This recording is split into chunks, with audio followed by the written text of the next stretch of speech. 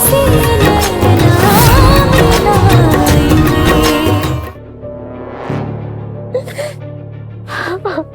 ये आंसू नहीं, तुम्हारे कर्मों का फल है, जिसे भोगना पाना तो पड़ेगा तुमको। जैसे चिंगारी की वजह से ये टेबल क्लॉथ कुछ ही मिनटों में जलकर राख हो गया ना, वैसे ही इस चिंगारी की वजह से आपकी जिंदगी कुछ ही घंटों में जलकर खाक हो जाएगी। अच्छे से रो। काश तुम एक बार मिली होती उनसे, हमारे पिताजी से, तब तुम्हें समझ में आता कि देव उन्हीं की छवि की राह पे चल पड़ा है। निष्ठुर, हिंसक, अमानुषिक, बिल्कुल अपने पिताजी जैसा। देव वो है ही नहीं जो वो बचपन में था, अपनी जवानी में था। धनी हमारा पुराना देव कहाँ खो गया है? ये वो देव है ही नहीं। हमारा भाई पता नहीं कहाँ खो गया।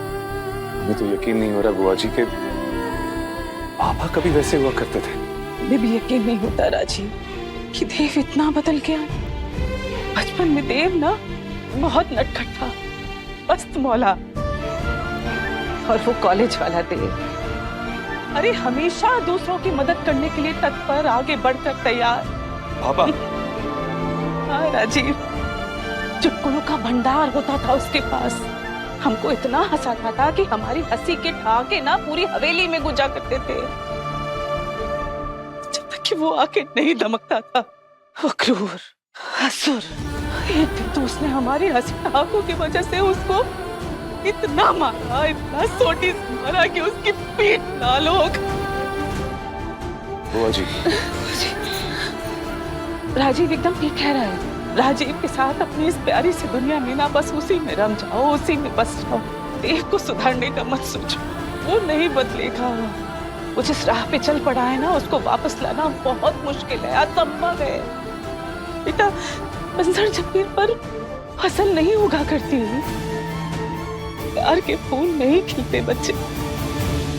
बुआ जी हम भी यही समझाने की कोशिश कर रहे, पर ये है कि ना सुनने को तैयार है, ना सुधरने को तैयार है। बुआ जी, हम आपका चिंता समझ रहे हैं, लेकिन दुनिया में ऐसा तो कोई चीज नहीं है ना जिसको बदला नहीं जा सकता है।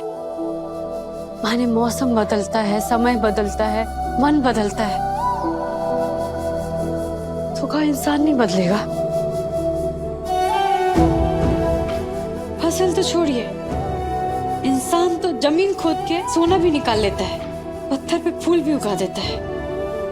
और जो हमारे भोले बाबा है ना, वो अवगुण के साथ ना गुण भी देते हैं, और कभी कभी वो गुण ना कहीं छुपा होता है। हमको ऐसा महसूस होता है कि बड़का बाबू का जो दिल है ना, पत्थर का नहीं है बुआ जी। कोई तो चोट है जो उनके दिल में लगा है। अगर एक बार उनका दिल का चोट, उनका दिल का बात, वो मन तक हम पहुंच जाए ना, उनके दुख तक हम पहुंच जाए ना, तो जो बादल घिर गया है ना उनके दिल के आगे, वो हम हटा सकते हैं।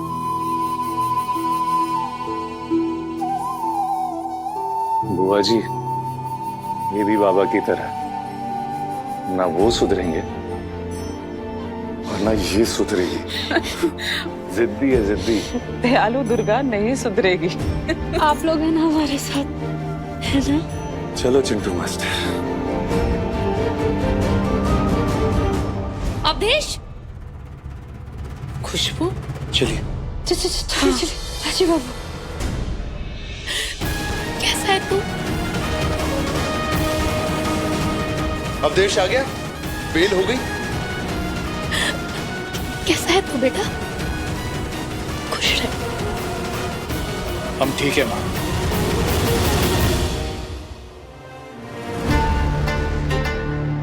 जय हिंद सर।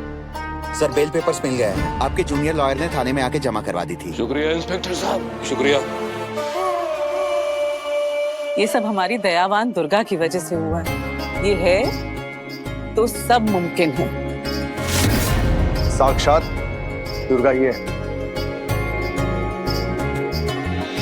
देखिए ना, पत्थर को भी पिघला दिया।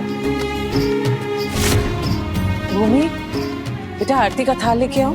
जी बुआ जी, अभी लाई। हम अभी आते हैं।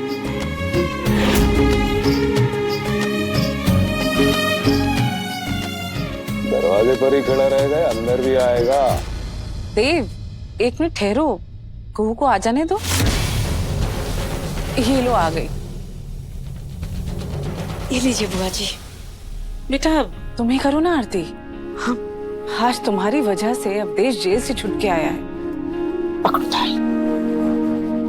जा।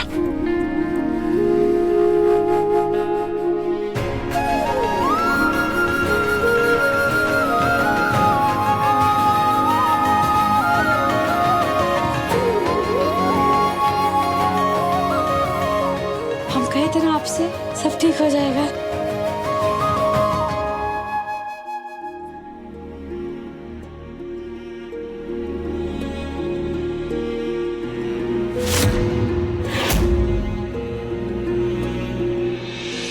दादा, न जाने ऐसा क्यों लग रहा है कि हमारे बीते युग की आज फिर से लौटने वाले हैं।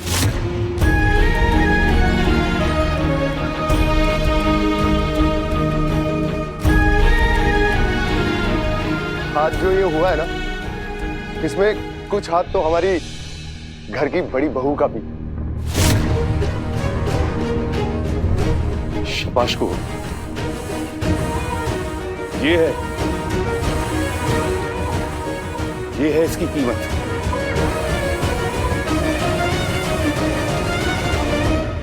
कुछ लोग यहाँ कुछ गलत फहमियों के शिकार हो गए हैं।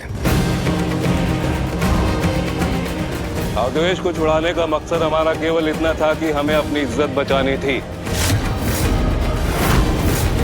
चंदेल भवन का कोई सदस्य जेल में है, ये बात पूरे शहर में आग की तरह फैल गई थी और हमने जो कुछ भी किया उस आग को शांत करने के लिए और अपनी व्यक्तिगत इज्जत को बचाने के लिए किया है। किसी को भी कोई खुशफहमी पालने की जरूरत नहीं है।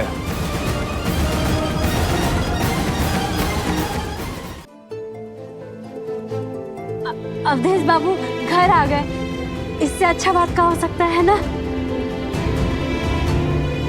जो होता है अच्छे के लिए होता है और सब तो भगवान करते हैं, भोले बाबा करते हैं। इंसान तो सिर्फ जरिया होता है। अरे तुम थोड़ा कम बोला करो, अजीब ही हालात हो गए इस घर में। एक हमारा सगा भाई पुलिस बुलवाता है हमको अरेस्ट कराने के लिए, अवधेश की बेल कराते हैं हम, और पीठ थपथपाई जा रही किसी और की, तालियां बटोर रही है अदनासी लड़की।